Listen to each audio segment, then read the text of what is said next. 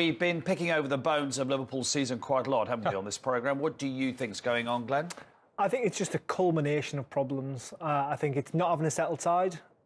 It's not having legs in midfield. They are creating chances. They're just missing a lot of opportunities. I just think it's a collective of things. It's not just one wrong thing, is it, Don?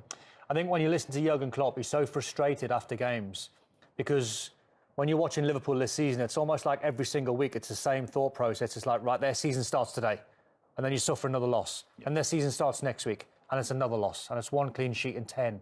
They can't get any momentum. I think when you're watching Liverpool this season, it's every single facet of their team is not functioning. The three boys that he picked in midfield are all technically very good.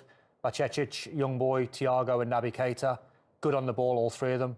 They're as far away, I think, from a midfield Jurgen Klopp three, I think, as we've ever saw.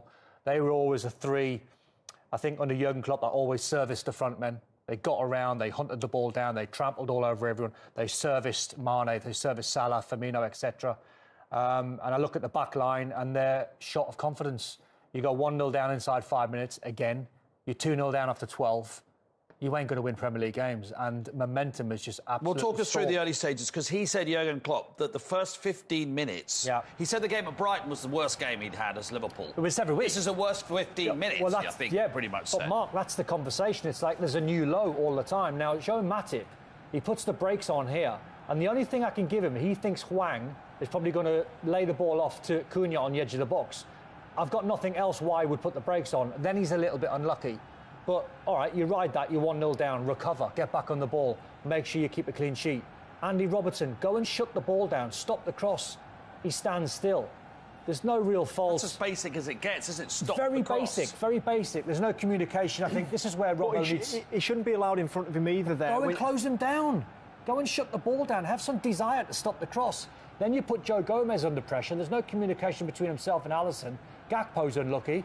Then Dawson rifles one into the top corner on his debut. Matip's really slow.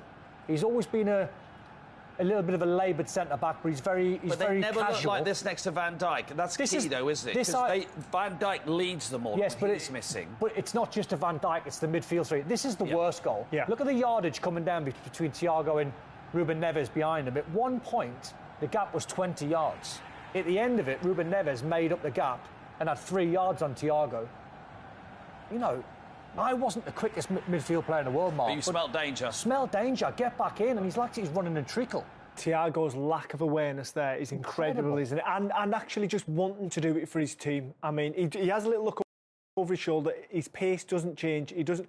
And I think Matip's trying to mark sort of the right winger almost. You've got to tuck in and mark your goal, haven't you? And be strong as a centre-back pairing.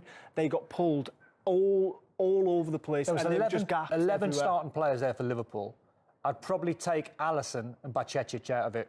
The other 9 are not in good form.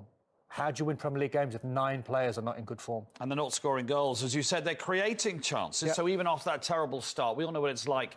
You're 2-0 down. If you can get one back, it gives you something to hang your hat on. They couldn't even do that. Well, these are the moments that Mo Salah's produced over the last 5 seasons, and it's a sniff of goal, and we're so used to seeing him hitting the back of the net just with a glimpse. But at the moment, it's just not falling in for him. I mean, how many times have we seen these drop in? Constantly. But then the other problem is Nunes, isn't it? Nunes is suffering that. I mean, you'll know better than me, Glenn, being a striker. When you go through on goal, unfortunately, when you're watching Nunes now, you never feel as though he's going to score. And that's a lack of confidence. He's only got 7 goals this season. Got 23 in the league last season. It's not a Salah problem. You know, the numbers are there, the graphics are there. This is not a Salah problem. This is, as I said before, it's the whole team, apart from the goalkeeper, not functioning. You know, even the 2 fullbacks, when you talk Trent and Andy Robertson, they're caught in no man's land where if they're really high up the pitch, they might get assists like they normally do, 10, 15 assists every single season. Now, because defensively Liverpool are poor, they're not even getting back in to get alongside the back 4, and they're not getting narrow. They're caught in no man's land where they think they want to go forward and they think they want to defend. If you want to go clean sheet like they did against Chelsea, make sure the 2 fullbacks are really deep and on the same line. Then you can build from there. the team and the shape at the moment, they've just lost all momentum, as I We said. should say something about Wolves, because if we've just seen with Everton under Sean Dyche that Everton fans will think, oh, we might be all right now. I think you'd say the same about Wolves under Lopetegui, wouldn't you? Without doubt, yeah. What a signing he's been. And when he came into the football club, I was a little bit worried for Wolves. He hasn't managed in the Premier League before. They were goal shy for the last 18 months, not just this season, but he has transformed them. I mean, he's got as many wins as they had in their first 15 league games, and they look like scoring goals. I mean, he's worked wonders. We've got a great game for you now. Aston Villa at home to Leicester City. For Leicester, their January signings Harry Souttar, Victor Christiansen and Tete all made their Premier League debuts. There to see how they'd get on, Lee Hendry and Jonathan Beck.